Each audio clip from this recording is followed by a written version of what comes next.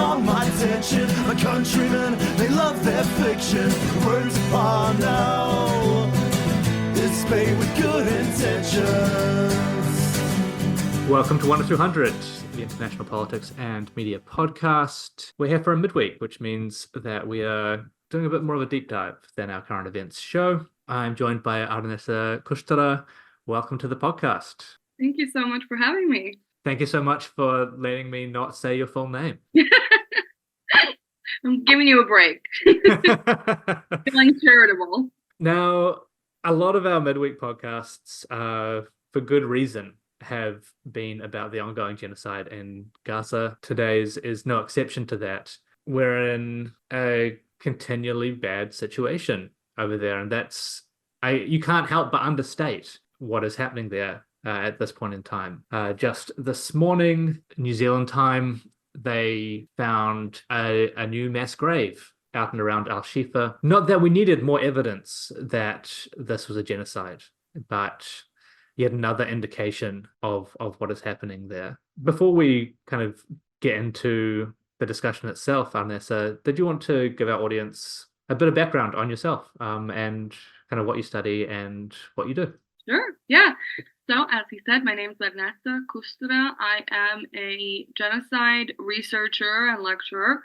My background is basically sociology, genocide, Holocaust, and genocide studies. And I've really spent the last, I would say, probably 15 years of my life quite dedicated to the field of genocide studies, as well as doing my best, I suppose, as an individual to highlight the history of genocide, how we can prevent it, and obviously focus on the importance of remembrance. What led me to this is the fact that I myself am a Bosnian genocide survivor. So I was a child when the Bosnian War and genocide started.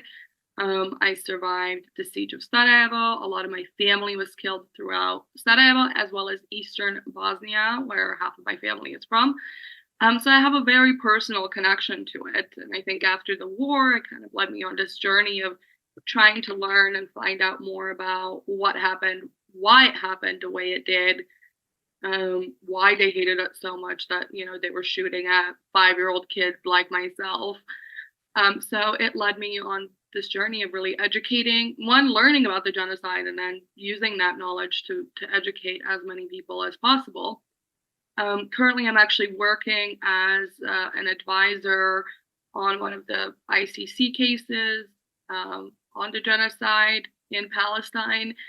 And yeah, I spend pretty much all of my time focused to this topic, which is a very grim and sad topic, but an important one for us to discuss and know about, not just because of our history, but because our history continues to repeat itself right before our very eyes. Yeah, this is something that many experts on genocide came out to talk about incredibly early on, within the first month, that I'm trying to think of because it's euphemistic even to say it's disproportionate, right? Even to talk about it's a disproportionate response by Israel has become euphemistic at this stage. Yeah.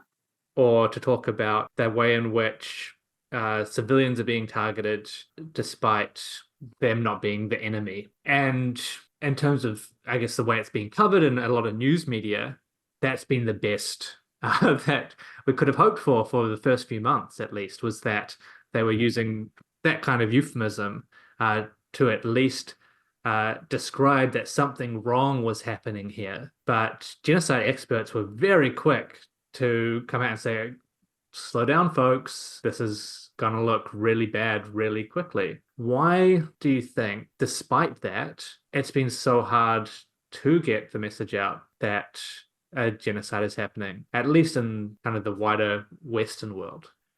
Yeah.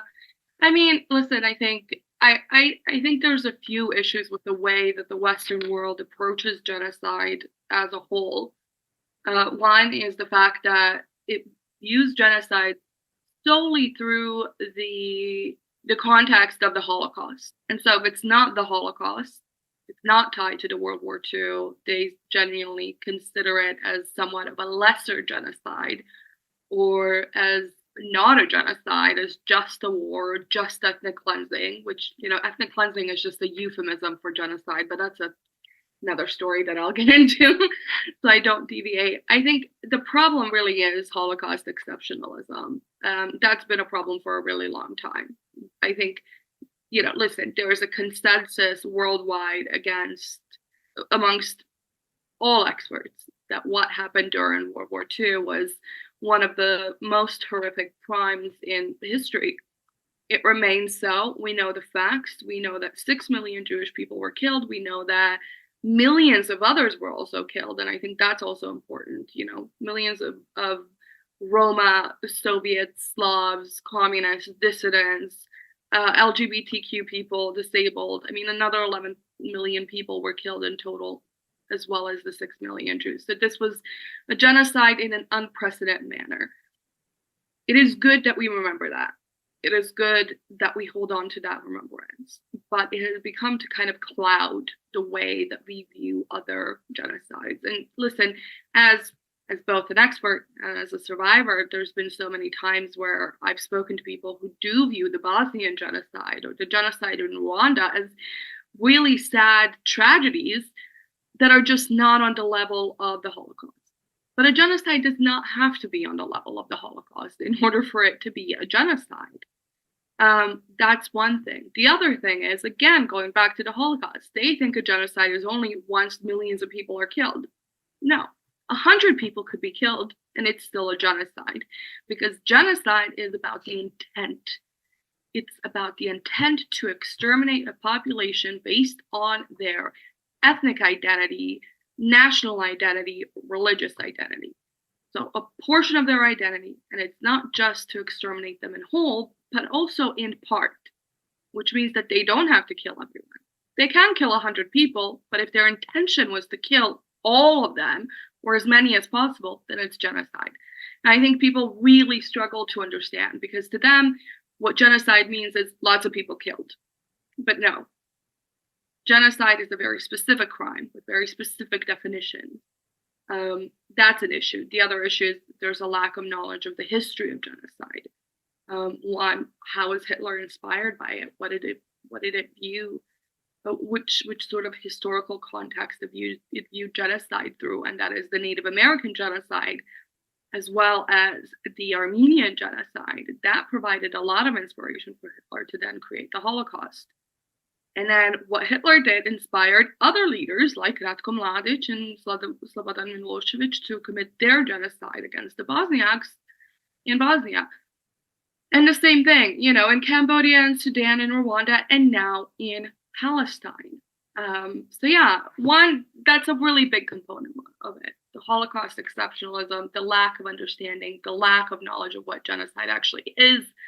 Ralph Lemkin is the educator, really, who I suppose created the word genocide to represent this heavy crime, and he had a very, I would say, expansive definition of it. However, that definition did not make it into the internationally legally encoded definition. So the UN definition is actually a bit more stringent than Ralph Lemkin's definition was. So when genocide scholars are looking at it, we're not just looking at the UN definition, we're looking at Lemkin's definition too. In this case, however, the genocide of the Palestinians not only meet Lemkin's definition, but it definitely meets the UN definition of genocide as well. So that's a huge component of it. The other component of it, let's be honest, is just the fact of the world that we live in, the Western politics, the relationships, the media. And I'm not, a conspiracy theorist. I'm not going to sit here and tell you that every single media is controlled by the United States government or by Israel.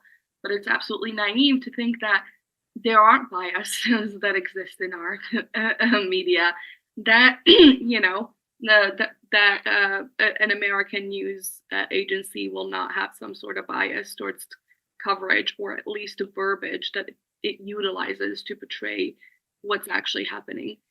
So yeah, it's politics, it's it's very socio-political when we look at, I guess, the way that the Western world has viewed this current genocide through. Yeah, and I think just this morning here as well, we just had a leaked New York Times memo come out that was telling journalists to avoid the words genocide, ethnic cleansing, and occupied territory. So, yeah, I mean, that's like a clear example of bias.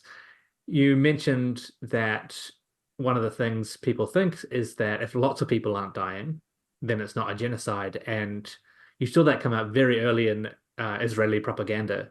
Like, and just the most awful ways as well, where they were saying things like, "Oh, we'd kill far more of them if we wanted to." That's the number one response I get from people when I talk about it is, well, if we wanted all of them dead, we'd make sure that they were dead. And I'm like, do you realize what it takes to kill 2 million people? It takes a lot. Well, I mean, this is why some members of the Knesset were calling to nuke it, right? Yeah, absolutely. You're right. And I think here's the thing. The reason why genocide scholars came out so early, ringing the alarm, not that, like, a lot of us were initially trying to be cautious and we were like, this is a potential genocide. And very quickly on, after that, we were like, actually, no, this is just a genocide. And the reason why is, in this particular case, there is an unprecedented level of outright calls for genocide, calls for destruction, calls for annihilation by Israeli, not regular people, but by Israeli political leaders and military leaders. I mean, the people at the highest levels of the government are coming out and saying, we're gonna take control over Gaza. We're gonna make sure that they don't have food, they don't have water, they're not gonna be able to live. We're gonna annihilate them all. We should destroy them all. We should nuke them all. Hello, this is what shows that intention of genocide. And I think, in speaking to so many of my colleagues, that is one of the reasons, as Raz Segal has said, this is a textbook case of genocide. And that was like one of the main reasons why it was so apparent to us that it was genocide, because there was such a clear intent, such a clear call for annihilation and destruction of Palestinians in Gaza. They were not talking about Hamas. They specifically said Gaza. They would specifically say the Arabs, because that's what they call them. They don't call them Palestinians. They call them the Arabs. So this was never about Hamas. Like, it was never about Hamas. Hamas was a very easily utilized tool for them to push on with the annihilation of Palestinians in Gaza. But it was very clear very early on that their goal was to destroy Gaza and to destroy the people who are living there. And that I guess quote you mentioned from, I think it's from Yoav Gallant, Minister of Defense, that came at the end of October, I think.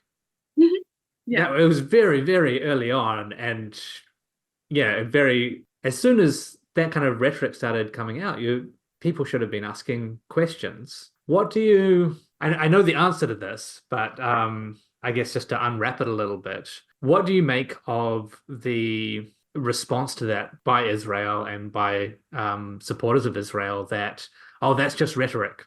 And like that doesn't signify intent. That's just being a firebrand or, other ways of downplaying it.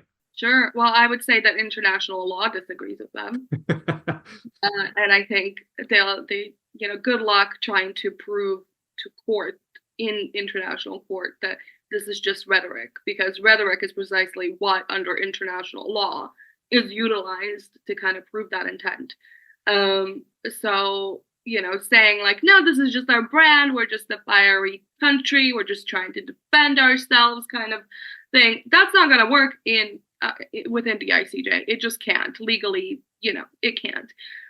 Morally, it cannot, let's be honest, because this was not a singular, isolated incident. This was at every level of Israeli society, from the regular people up to the highest levels of political leadership. You have freaking the prime minister, saying Amalek, like, go ahead and destroy them all, invoking biblical references. I mean, who are you kidding at this point? Who are you kidding? And I think, listen, people don't understand how it is so difficult to prove genocide within the international law. In fact, the only time that we have ever come close to holding a state responsible for genocide was in the case of Bosnia versus Serbia. And Serbia was found not responsible for the genocide. They were found actually responsible for failure to prevent the genocide, as well as being in contravention of the provisional measures order that was issued back in 1993 to kind of, stop the genocide, which they didn't. And they were found basically failure to prevent, even though the court determined that they were funding, supporting, and knew about it. It is unbelievably difficult to find a state guilty of genocide. Germany has never been found guilty of genocide in international courts. Like, I don't think people understand that. Serbia, Rwanda, that's never happened. It's never going to happen. It's never going to happen. The precedent that's been set is basically it's not happening. The fact that at this point, there is so much evidence, unprecedented level of evidence to convict Israel of genocide should really open everybody's eyes a bit. Because when you have the ICJ, one, imposing not just one provisional order, but two, which is pretty much unheard of. They've never done that before. I think that's also important. They've never come back and said, okay, here's another provisional order. And they've issued two provisional orders. And within that second provisional order, they've said there's a plausibility of genocide. Specifically have used those words within the context of a state, committing genocidal acts. That is huge. That is huge. I don't think people realize how huge this is. It's unprecedented. So I think this sort of thing of it's just rhetoric. Okay, we'll see what the international courts say, but every single genocide expert, every single international human rights law expert is going to say that rhetoric is never just rhetoric. It is, it is the kindling that sets the fire to the genocide, and particularly combined with the actions. Had these been just words, and had there been no actions, had there been no 30,000, people killed, most of them women and children. And in fact, I know we use the 30,000 number, but it is very likely that number is actually closer to 100,000, to be honest. We'll know the real numbers only after the dust has settled, the last bomb has dropped, and things have calmed down. But it is probably far greater than the 30,000 number. So had they just said those things and then not committed these massacres, not targeted children, and we didn't have any videos of that, of their crimes, because we do have videos, we do have all sorts of evidence of them committing these crimes. Yeah, then maybe I could accept that it was just rhetoric, but it wasn't, because they followed through with those actions. They threatened to destroy Gaza, to destroy Palestinians, and then they went and they did it. And that rhetoric has made up a large part of the South African submission as well. Reading through that, and just the list of different pronouncements by Israeli spokespeople is wild. Yeah, 500 statements are within the initial submission, I believe. So over 500 statements, that's huge. That's way more than in the context of the Bosnian genocide, the genocide in Rwanda, the day in Cambodia, probably combined. Don't quote me on that, but honestly, it's a lot. It's a lot of openly genocidal rhetoric at the highest level of military leadership. At least the Serbian military and the Serbian government attempted to cover up their crimes, at least they did it on private phone calls, which then were, they were tapped or they were transcribed, and that's how we knew that there was a genocide they were planning, and that's how we found that there was an intent for the ICTY trials. But they were not going openly on camera, in front of the world, saying, oh yeah, we want to kill them all, we should kill them all, So it's astounding to think about, and I think it really speaks to the sort of level that Israel has been coddled by the Western world. Israel has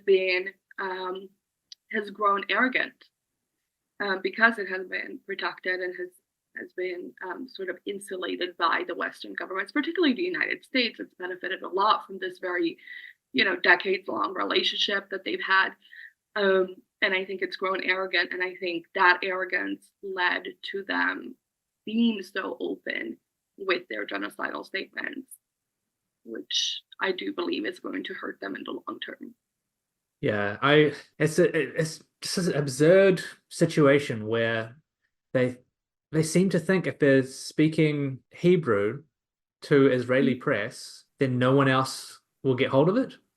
Yeah. It's bizarre. Yeah.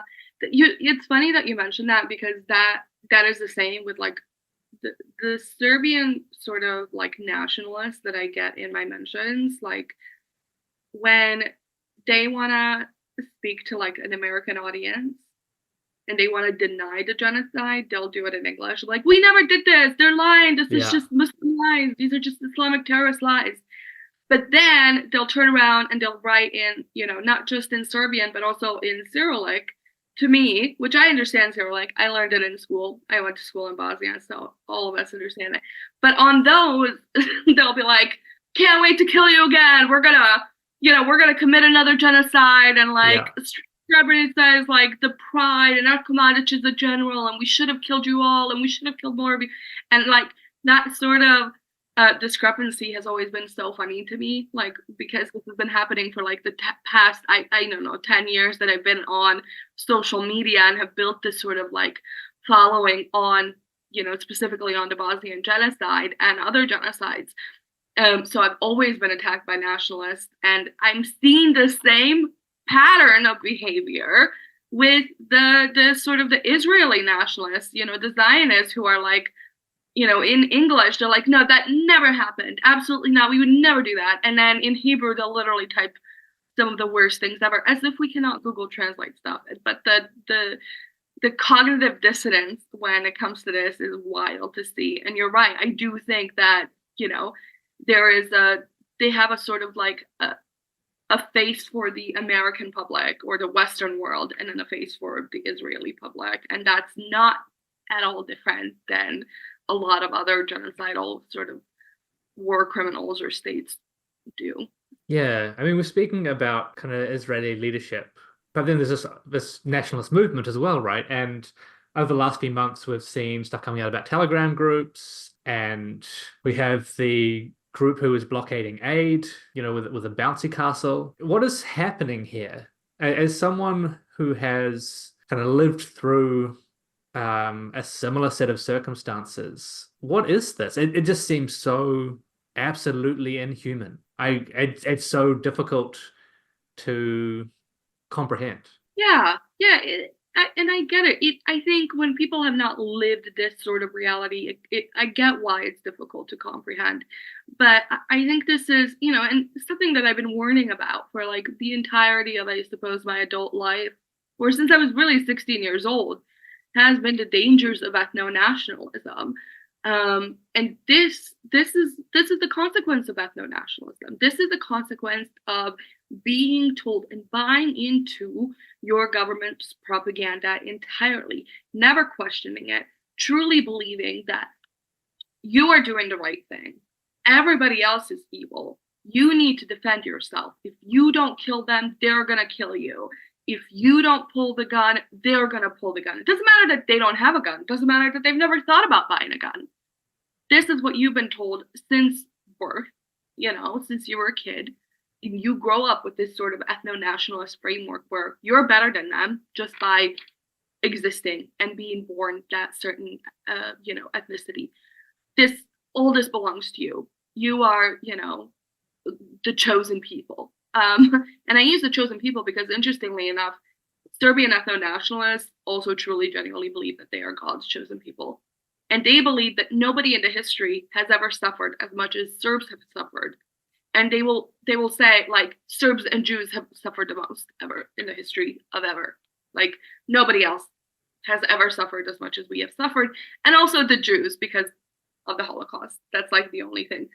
And that's a very similar pattern of behavior with like Zionists, right? And again, not Jews, because most of my Jewish friends do not think that way.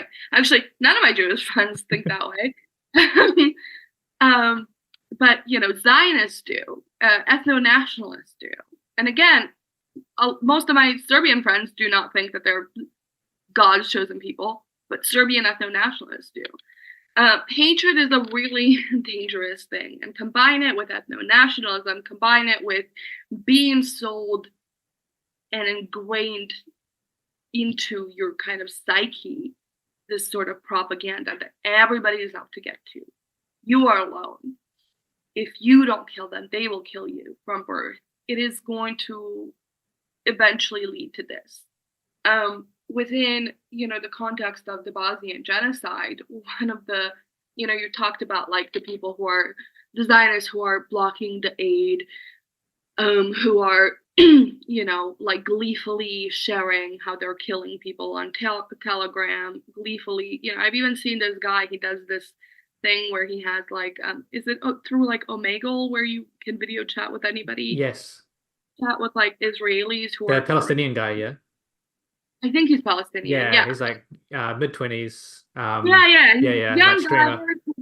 We'll just, talk to them on this video, and they'll like be, you won't even say anything. Like, how's it going, guys? How are things in Gaza? Gaza's destroyed. We killed them all. We're gonna kill more babies. They're openly saying things like that. And I think the link that I can sort of make here is that, and again, this is not all Serbs. These are just Serb ethno-nationalists. But one of the things that really sticks out to me is I lived in the neighborhood of like Grbavica, Hrasno, Dolac, Malta in Sarajevo. For those who don't know, Grbavica was pretty much quite quickly fell under the control of the Serbian military leadership. So all of us who lived there were kind of kicked out. We had to go to, well, wherever we had to go. We went to Dolac, Malta, which is kind of across this bridge. When things ended, Dayton was signed, and people were to return to their homes. And there was a sort of exchange where like Serbs were told by their leadership that they were to now move to like Republika Srpska area within like eastern Sarajevo. What they did was they burned the homes. So they burned the homes of those that they were occupying. And it was basically like, if we can't live here, nobody can. But they actually didn't need to leave. Like nobody made them. It was their own like leadership that made them leave. But they did it because it's like, well, if I can't live here, nobody will. You will not get this back. It was just insane. And there's like photographs. And even on that last day of them trying to like be, they're meant to like move to a different area, the military, NATO is there, the UN is there. They still tried to kill people in front of NATO, in front of the UN. They tried to rape women, like in front of NATO, in front of the UN. The peace agreement has been signed. The property has been split up. It didn't matter because, again, this is what happens when you're driven by ethno-nationalism and you're told that you're special. Everybody else is evil. You are goodness. And you have to do these things. And the way the entire Bosnian genocide happened because, Serbs, both in Serbia, but especially in Bosnia, were told, well, if you don't kill them, they're going to kill you repeatedly. And if you don't do it, they're going to imprison your women. They're going to make them wear hijabs. They're Islamic terrorists. Meanwhile, for people who don't know a lot about Bosnia, the vast majority of the country is very, culturally religious. It's a very liberal, secular society. Even the people who are very religious, whether they're Muslim or Catholic or Orthodox, keep their religion, as a private, personal thing. They'll go to mosque, they'll go to church, but it's a secular society. People fought for it to be a secular society. That was the whole point of the independence. We wanted an equal, country. Everybody living together. But did that matter to them? No. They were being told, listen, they're going to come, they're going to get you, they're going to kill your women, they're going to rape them, they're going to make them wear hijab, they're Islamic, you're going to never be able to drink wine again or eat pork, just these idiotic things. But if you say them long enough, people start to believe them. And when you're told these things from birth, you're going to believe them. So I get why all of this behavior looks really, really strange, but I think it's also important to remember, listen, it was not that long ago that World War II was happening and fascists in Italy, in Spain, in Germany, throughout Europe were doing all sorts of openly vile, disgusting things. It was not that long ago that Jim Crow ruled in the United States, and white people were openly spitting, pulling hairs of Black people, beating them, doing all sorts of things. And let's be honest, a lot of that stuff happens even today. This is hatred. This is the hatred and the fear of the other, and this is ethno-nationalism. Like, at its core, this is precisely what it is, and that's why it's so dangerous. I just have to pause for a second there. I'm just, when you're pulling the threads of history forward, and you're like, oh yeah, that's, the IOF and Gaza are burning homes right now, like, so that people can't return. If they have the ones they haven't flattened, people are watching them and they're going and doing these atrocities regardless. I think one of the really very glaring differences, and happy to be corrected on this, is just how out in the open it is this time. Like you're saying, and not just with the way the leadership is not trying to hide what they're doing, but we have so many Palestinians on the ground who are reporting this, and we have like live footage, and yet still we're struggling to push back and to get our institutions to accept that this is happening, and that's despite having seen it like happen throughout history, and these claims by leaders and institutions and just civilians and people, never again. Oh, how did we let this happen? Oh, if people had known, but they hid it, so we couldn't stop it. There's a whole kind of Western, I'm going to say Western because I think that's really key here, but human mythology, which is kind of falling over in real time. I think one of my really good friends called it the project of memory washing. Mm-hmm. One of the things that we've been, for example, and I'm going to speak on this as a genocide survivor, one of the things that's been really frustrating for us as genocide survivors, as Bosnian genocide survivors, has been that, for the past, 30 years since the Bosnian genocide, we've seen all sorts of diplomats and, country leaders come to the memorial center in Srebrenica and pay their respects. And they pay their respects to the victims of genocide while completely ignoring the victims in Visegrad, in Sarajevo, and Prijedor, and throughout all the other towns, because Srebrenica was the only one who got the genocide conviction. The rest of us got the crimes against humanity.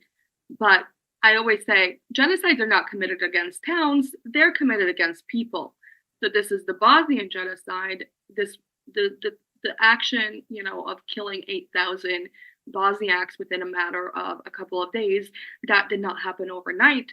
That happened through a period of 4 years in which, the Serb forces and Serb paramilitary groups and the VRS forces and YNA forces, they went from village to village, from town to town, city to city, until they were able to, come to Srebrenica and commit the worst crime of it all. But everything else was also a genocide. But they only do it for Srebrenica. And they come and they pay their respects, and then they go, and they continue to uphold the worst constitutional framework that I've ever seen in my life.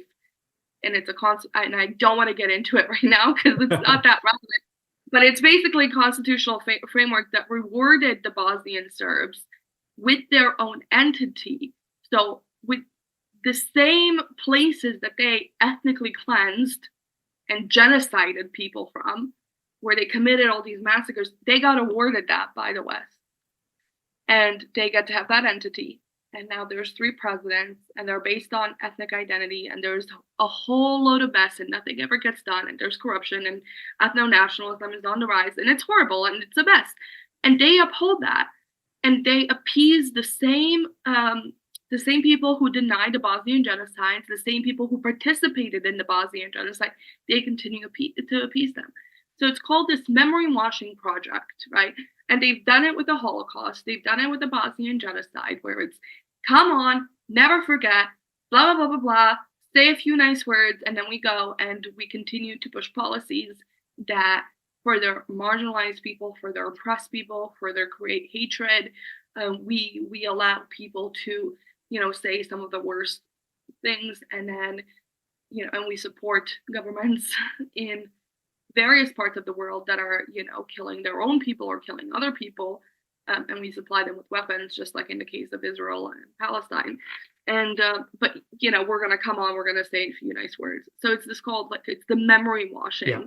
That's really frustrating to watch. That's really it's horrific to watch. And I think like as an educator and a survivor, the parallels between the Bosnian genocide and the Palestinian one are so severe.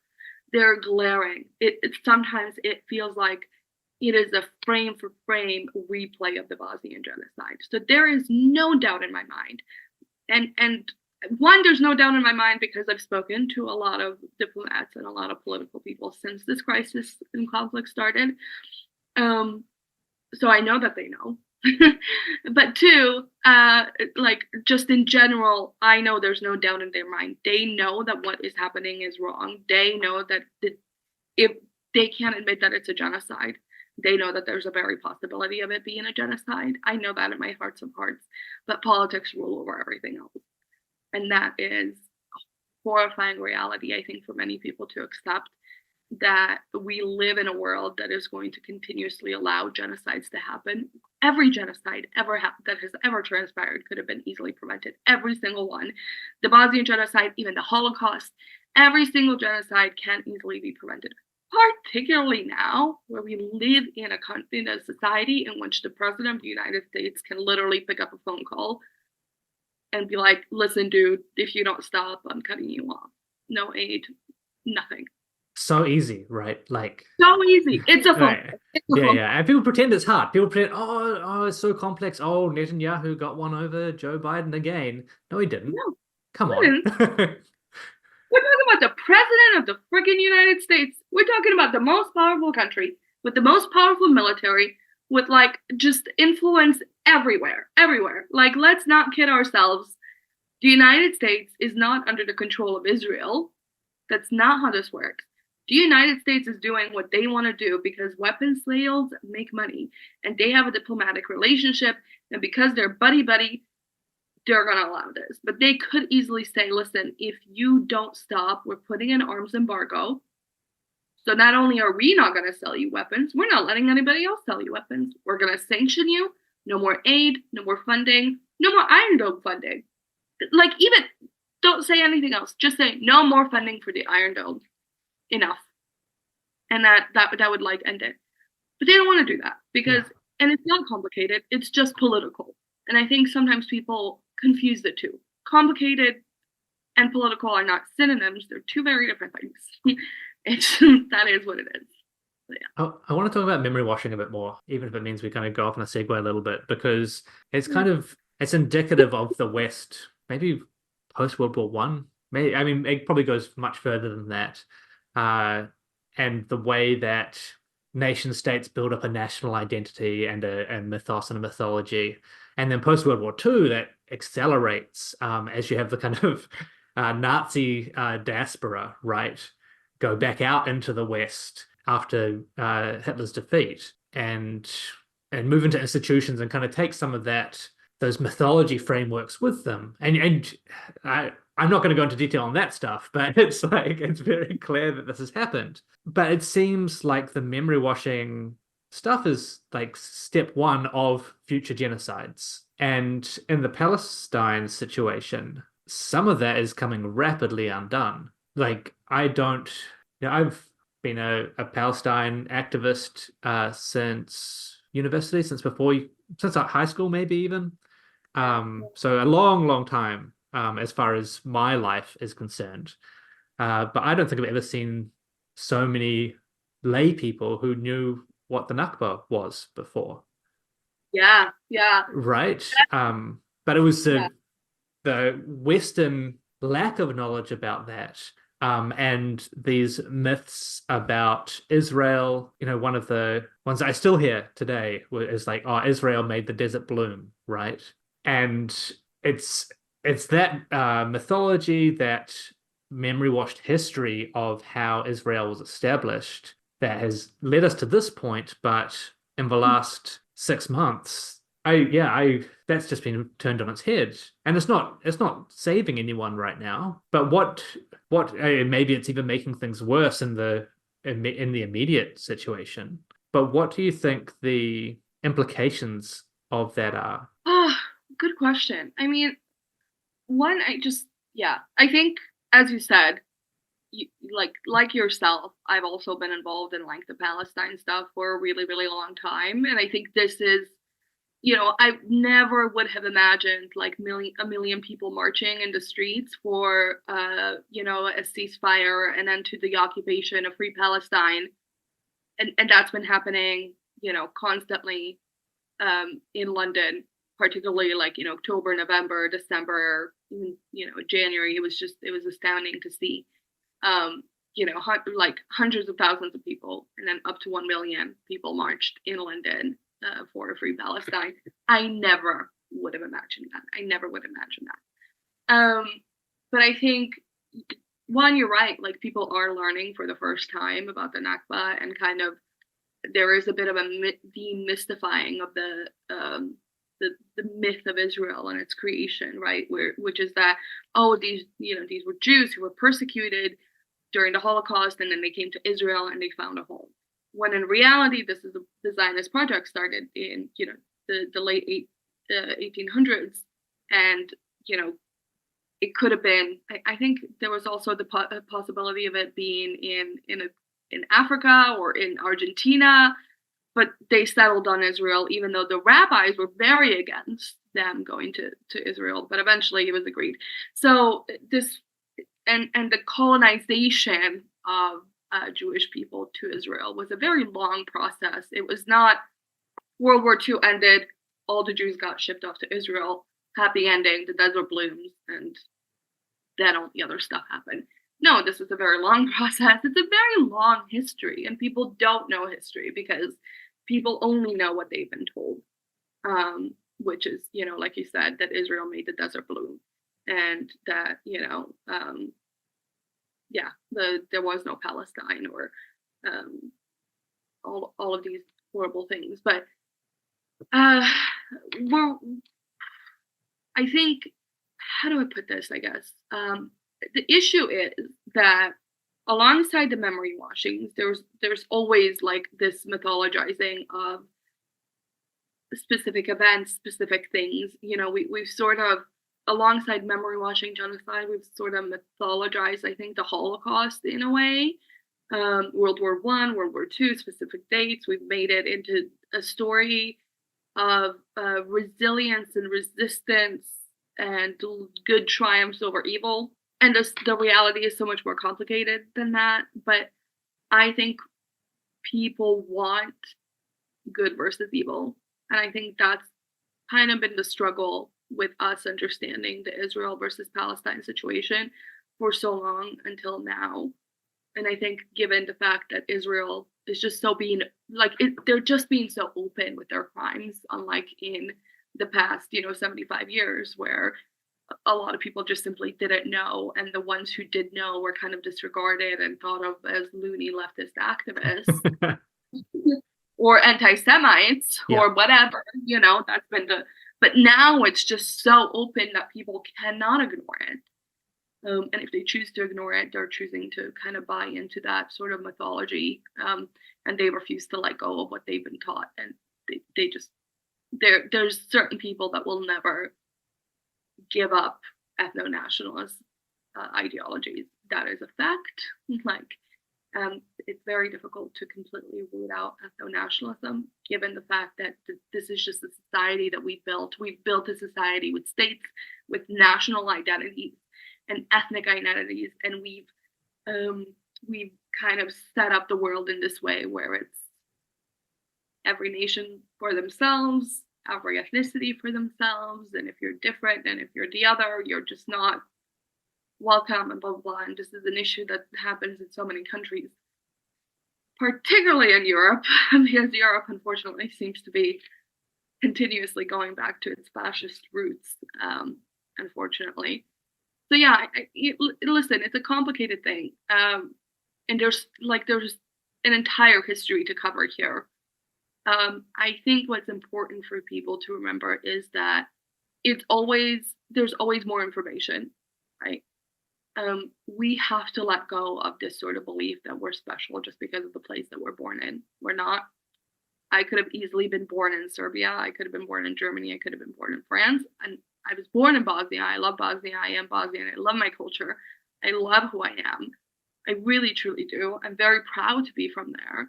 And I think, given the fact that I survived a genocide based on the fact that I was Bosnian, it's made me cling to my identity even a bit harder. That's the issue. And that's part of the issue. Like, because I was attacked because of my identity, I've sort of grown up to really genuinely love and appreciate my culture. And thankfully, I'm not a nationalist, but I've also seen how some people take it to that extreme of becoming a nationalist. And in a way, we're sort of seeing this also with like the issue of Zionism, ethno-nationalism. Yes, the Jewish people were heavily persecuted. Nobody can ever deny that. The Holocaust was a horrific crime. Nobody can ever deny that. So they've clung to their identity. They've clung to this, and they've made them being victims of genocide a core part of their identity. And, as a victim of genocide, like, I could talk to you about for hours about intergenerational trauma and like how it affects people. But because they were attacked in a way to protect themselves, or at least this is how a lot of, I would say, normal Israelis probably feel, is that, they have to kill somebody. They have to protect themselves by killing others.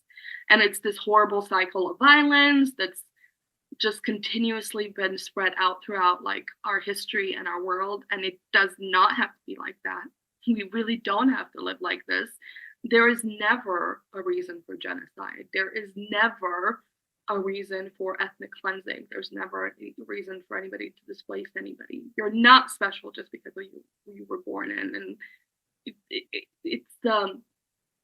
but that's the story we've been sold. That's the reality. Like, our reality is we've been sold a bunch of bullshit, a bunch of fucking. Sorry, I don't know if you can cuss on this. You can, absolutely. Go wild. We've been sold a bunch of fucking bullshit, about that we're special because of the place that we're born in. And that has allowed, it's not our fault in a way when you really think about it, not our individual fault, but it does allow us to be exploited by people who have nefarious intentions. It does allow us to be exploited and to be led towards hatred, towards discrimination, towards oppression of others. And it doesn't take much for us, unfortunately, to become horrible humans for some reason. But it is a choice. It is a choice. And I want people to understand that. Like, it is a choice.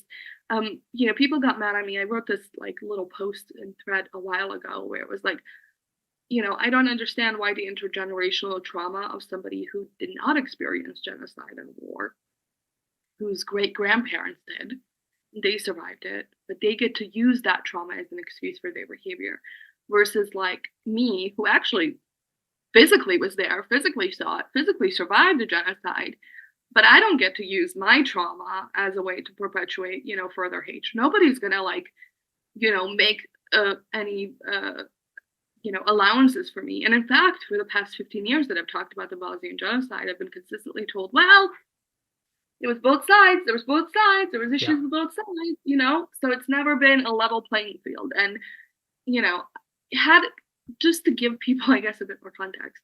So Bosnia was, we survived a genocide. If today or tomorrow we decided to attack Germany, Austria, even Serbia, let's say we attack Serbia as payback for what they did to us, there is no fucking way anybody would be like, it's fine, they're victims. It's totally cool, they're just defending themselves. There's no way. And if you did do that, like, you're probably a horrible person. You should not defend that sort of behavior. So there is, we pick and choose as humans, like, who we want to support, like, as if these are, like, football teams or a video game. But it's not. It's real fucking life with real consequences. We choose, we make choices of our own accord to act in a certain way, whether that's as individuals or as part of a community or as part of a state. And unfortunately, Israel chose to commit a genocide, and that's just the fact that they were victims of a prior genocide should have no bearing on that. It does not excuse it. There should be no allowances made for people who commit genocide. None. I know I got away from the original point. No. Thank you. That's fantastic. I think just the last thing I want to touch on while we have time is this broader media response. Near the beginning of the year, we had Hamza Ali Shah on the podcast talking about what was happening in the UK and like the UK political response alongside, what was happening in Gaza as well. Does the media and political class over there continue in the same way, or are you starting to see a shift? I know in New Zealand, it's really bad. It's barely being covered at all. There's maybe slight cracks starting to show up. We're seeing Israel named as the entity that dropped the bombs at this point, which is like a big breakthrough, which is horrific in itself that is a breakthrough. But mostly any reporting on it has been out of Reuters or AP, and has been passed by the IDF, right? Like we've got a lot of an IDF spokesperson says, and a lot of day 106 Israel-Hamas war kind of reporting, which is clearly not up to journalistic standards, in my opinion. If we've had reporting at all. We're like quite a small media environment, and I know in the UK there were some outlets which were a bit better. We've seen the US start to shift a lot more in their media environment, but yeah, what's happening on the ground over there? There is a bit of a shift, and I would say, as much as I would love to tell you that, hey, people have suddenly gotten a heart and feel for the Palestinians, unfortunately, that's not the reality. The reality is that the shift started when there was when IDF killed those aid workers, many who were, American and British, so they were foreigners, they were not Palestinian. And suddenly there was a shift, and suddenly there was proper naming, it was there was a bit of a hope there. I think there was a bit of like, okay, the tide is turning, because suddenly you're seeing these massive, MSM outlets name Israel as the perpetrator, criticize Israel for their behavior, and at the same time there was also at the same time of like the aid workers being attacked, there was also the siege on the Al Shifa hospital, in which there was like so many massacres that occurred. So there was a bit more of a sympathetic voice towards that. It was not good. It was not very objective. There was still, I would say, a lot of bias in the way that they were reporting it, but there was a little bit of a shining light, I would say. So, I mean, it remains to be seen. I am noticing, like, the BBC has really stringent rules, and I went in for like one of their interviews, and I went in person, and people were like quietly saying to me, "Oh my God, it's so good that you're speaking out. It's so good that they have you on, instead of somebody." Interesting. Like, these are like workers, like random people who work at the, and it was like, because they're like, we can't say anything, we can't say anything. And I come in and I have my keffiyeh on, and I have like a Free Palestine pin alongside Gaza and genocide flower, and I'm like, but I was like so astounded that like random workers, and not just journalists, by the way, these are, all sorts of workers would come up and say, keep a good fight, which made me really sad, because they can't express their opinion. Obviously, they can't take a side. So there is, even in the journalists that I've spoken to, like they would be like, I'm trying to make this piece seem as sympathetic as possible, but my editors, kind of thing, which has been really tough. Like I got published in The Guardian, for example, and it was like the front page, and it was a huge thing. But the way I got to do that was by making it about the Bosnian genocide. Yeah. And then I used that as a chance to talk about the genocide in Palestine. And that was like the roundabout way of like journalists being able to work with me to get the facts out there, which is fascinating. And yeah, this was early on. A lot has shifted since then, thankfully. I am seeing a bit more honest reporting. I really am. But not enough. No. There's still a lot of biased language. And it's scary and it's sad, and it really, and I've been going back and looking at the reporting from 1992, 93, 94, and it was also biased. It was also biased. There was also a lot of like inaccuracies reported. Like when there was the Markala massacre that happened, there was like Muslim Muslims attacked their own, and then it came out that like we didn't, and it came from the Serb side, obviously, because they committed 2 of the same massacres just like a year prior to that, and why like but it's like the front page, and I found it like really fascinating that because I think like the story that a lot of Bosnians have been sold has been like America great, America number one, America loved you and saved you and all of these things. And so it takes you some time to like unlearn that rhetoric. And it's been fascinating to go back to watch that biased language and to see that it has not changed. And in the case of Palestinians, let's be honest, it is so much worse because we're not talking about, 4-year-long conflict. We're talking about a 75-year-old and there's a 75-year-old history of media bias, censorship, as well as occupation, oppression, horrific acts, massacres, And when I talk about the Palestinian genocide, I talk about it in the context of those 75 years, because it did not just start on October 8th. And again, genocides don't happen overnight. There are processes that take a lot of planning and they never happen overnight. There's always something that leads to it. But yeah, even within the context of Bosnia, it was biased, and it's even more biased in the case of the Palestinian genocide. But it was just interesting to kind of go back and compare that. And there was, I just want to say, there was still a lot more, even with the bias reporting back in the 90s, there was still a lot more of a sympathetic voice given to the Bosnians, because there would be like Bosnian Serbs kill 10 Bosnian children, whereas like when reporting on Palestine, it'll be like 10 Palestinian children dead.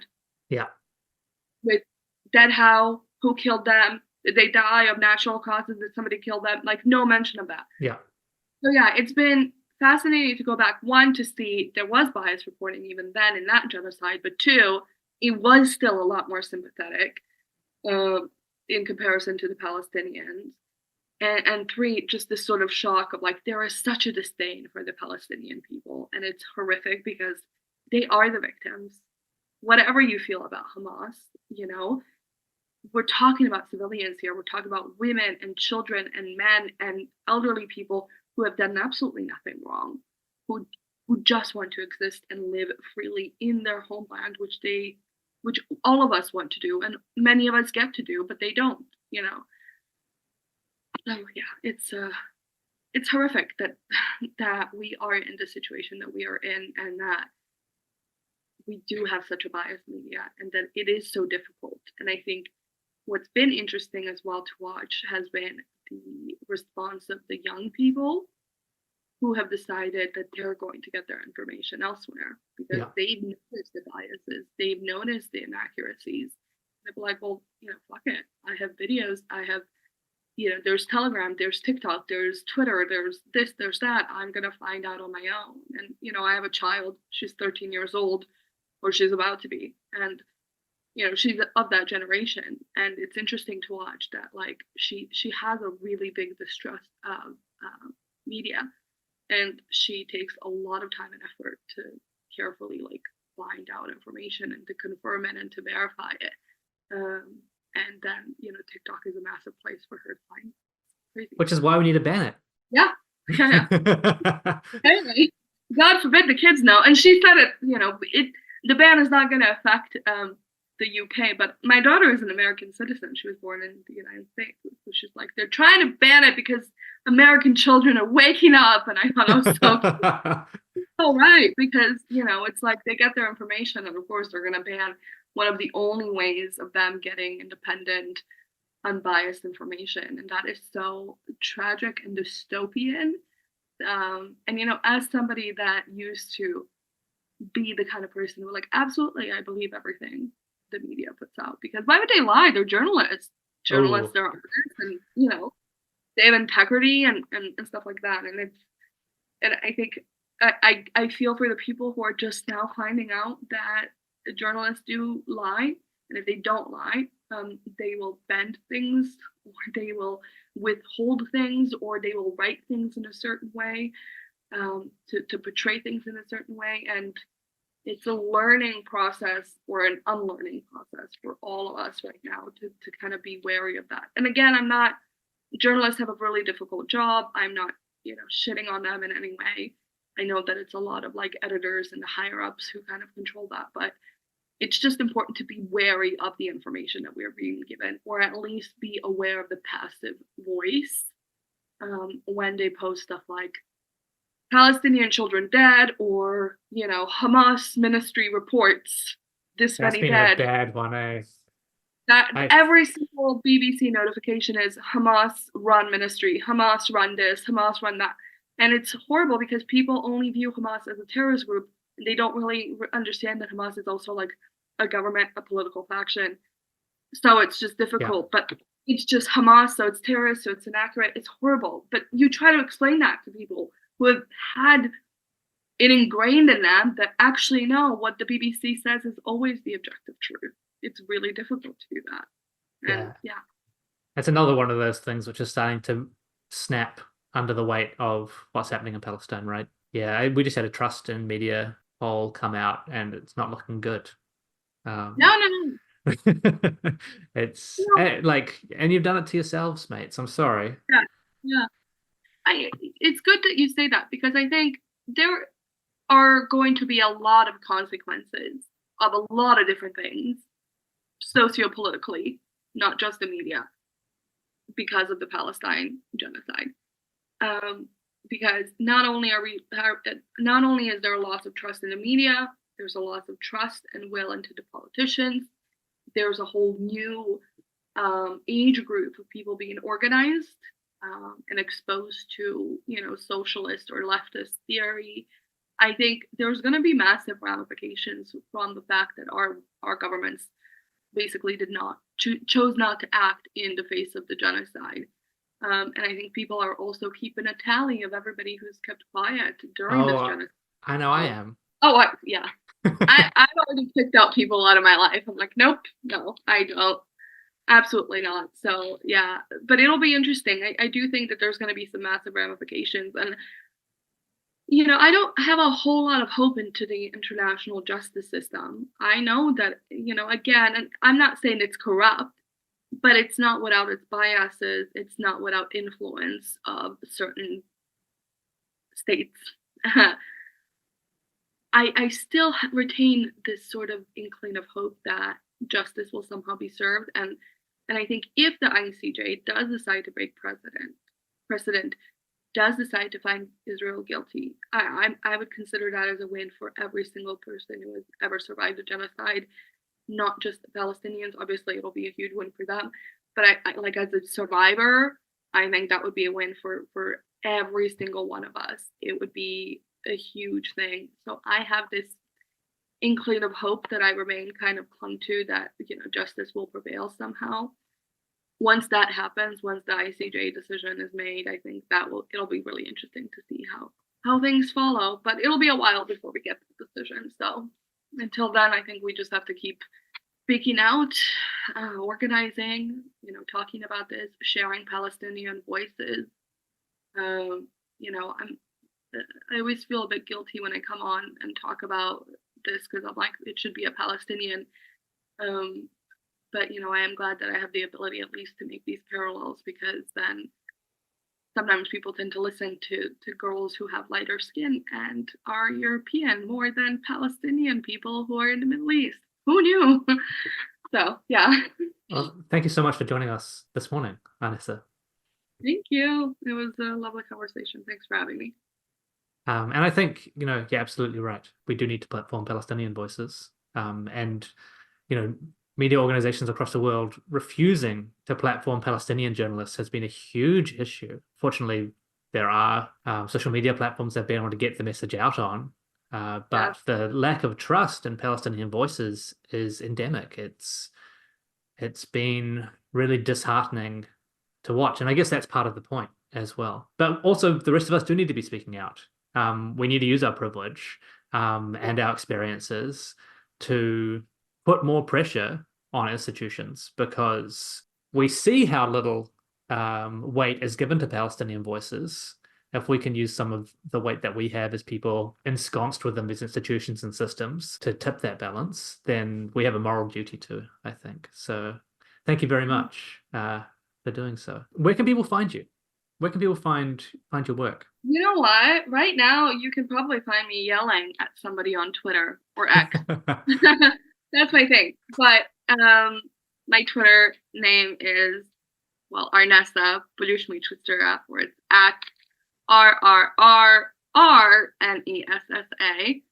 And from there on, you can find, my YouTube and my TikTok and everything else.